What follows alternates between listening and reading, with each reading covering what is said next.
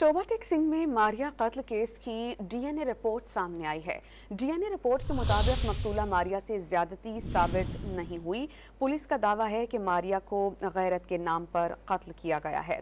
Toba take Singh में भाई के हाथों बहन के लर्ज़ाखेज कत्ल की वीडियो सोशल मीडिया पर वायरल हुई थी, जिसमें 22 साला मारिया को भाई फैसल ने बाप समेत दीगर घर वालों के सामने तकिए से दम घोट कर कत्ल कर दिया। डीपीओ इबादत निसार के मुताबिक मरकजी मुलजिम फैसल, बाप और दूसरे भाई के सैंपल्स लिए गए थे।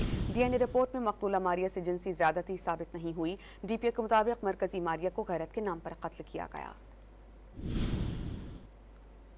हमने चूंकि रिपोर्ट सारी आ गई है, हम इसकी जो चालान है उसको अदालत में जमा कराएंगे और फिर इसके ऊपर बाकायदा ट्रायल शुरू होगा।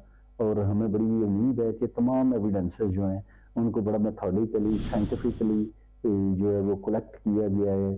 किसी किस्म का इस केस के अंदर लकूना नहीं है। जो डीएनए की रिपोर्ट है उसके रिजल्ट के मुताबिक हमें कोई वहाँ पे सीमेंट डिटेक्ट नहीं हुआ और ना ही कोई ऐसे ज्यादती के जो है वो शवाहिद मिले हैं कि किसी बंदे ने खुदा न खास्ता कोई रेप या इस तरह की चीज़ की है।